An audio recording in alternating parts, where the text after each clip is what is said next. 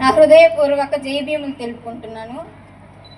ఒక హ్యూమనిస్ట్ అయినటువంటి, ఒక ఫెమినిస్ట్ అయినటువంటి, ఒక యాక్టివిస్ట్ అయినటువంటి, ఒక జర్నలిస్ట్ అయినటువంటి, ఒక ఎడ్యుకేషనలిస్ట్ అయినటువంటి, ఒక లాయర్, ఒక పోయిట్, ఒక రైటర్, వీరందరూ ఎవరో కాదు, ఒకరే ఒకరు, మన డాక్టర్ బిఆర్ అంబేద్కర్ గారు మాత్రమే. ఎవరైనా చేయగలిగారా? ఇన్ని ఎవరు చేయగలగల?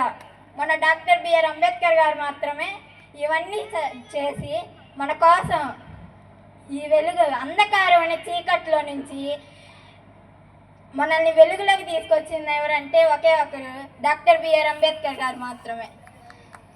అయితే అంబేద్కర్ గారి గురించి మాట్లాడేటప్పుడు మనం ఆయన పుట్టినరోజు గురించి, ఆయన రాజ్యాంగాన్ని ఎన్ని రోజులు రచించాడా, ఆయన అచీవ్మెంట్స్ ఏంటి, అవి మాత్రం మనం తెలుసుకుంటే సరిపోదు.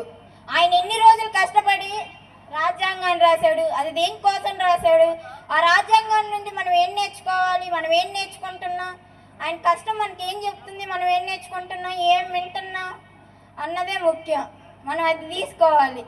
అయితే డాక్టర్ బిఆర్ అంబేద్కర్ గారు ఒక మాట చెప్పారు. అదేంటంటే విద్యా సమానత్వం మరియు ఆలోచించే శక్తి. విద్యా సమానత్వం మరియు ఆలోచించే శక్తి. ఆ రోజు ఆయన అంత కష్టపడి మన కోసం రాజ్యాంగాన్ని రచించి ఆయన క్యాస్ట్ డిస్క్రిమినేషన్తో పోరాటం చేశాడు, కానీ ద్వేషంతో కాదు, చదువు మరియు జ్ఞానంతో పోరాటం చేశాడు. కానీ మనం ఈ రోజుల్లో ఆయన కష్టానికి ఏమైనా ఫలితం ఇస్తున్నామా? ప్రతిసారి ఆయన ఆశయాలను ముందుకు కొనసాగిస్తామని ప్రమాణం చేస్తూ ఉన్నాం, కానీ ఎవరైనా నిజంగానే తీసుకెళ్తున్నాం ఆయన ఆశయాలను ముందరికి? ఎవరిని తీసుకెళ్ళట్లా. ఆయన కష్టానికి కూడా ఎవరైనా ఫలితం ఇవ్వట్లా నాకు తెలిసి. ఒకసారి యూత్ ఆలోచించండి అమ్మా. ఆయన కష్టానికి మనం ఏమి ఒక ఫలితం కూడా ఇవ్వట్లా. డాక్టర్ బిఆర్ అంబేద్కర్ గారు ఏం చెప్పారంటే, ఒక వ్యక్తిని తన బ్యాక్గ్రౌండ్ బట్టి, తన క్యారెక్టర్ని బట్టి చూడవద్దు. తను ఎలాంటి వాడు, తను ఎటువంటి బుద్ధి కలిగి ఉన్నాడు, దాన్ని బట్టి చూడు, అప్పుడే నువ్వు నిజంగా ఉన్నావు అని చెప్పాడు. అప్పుడే నిజంగా నువ్వు నేను ఇచ్చిన కళలకి నువ్వు నిలబెట్టినట్టు అని చెప్పాడు.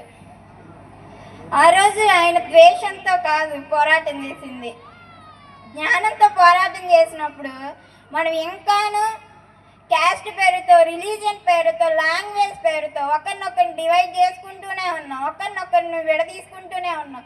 ఇది కాదు అంబేద్కర్ గారి కళ, డివైడ్ చేసుకోవడానికి కాదు. అంబేద్కర్ ఆ రోజు అంత కష్టపడి అక్కడ రాజ్యాంగాన్ని రచించింది.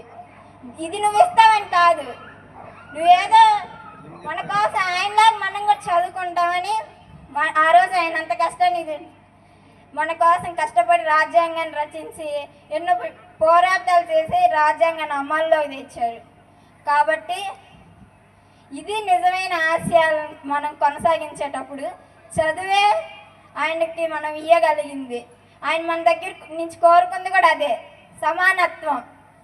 సో నాకు ఈ అవకాశం కల్పించిన గ్రామ ప్రజలందరికీ, అలాగే ఇక్కడికి ఇచ్చేసినటువంటి పెద్దలందరికీ కూడా నా హృదయపూర్వక ధన్యవాదాలు తెలుపుకుంటున్నాను. జై భీమ్, జై భారత్.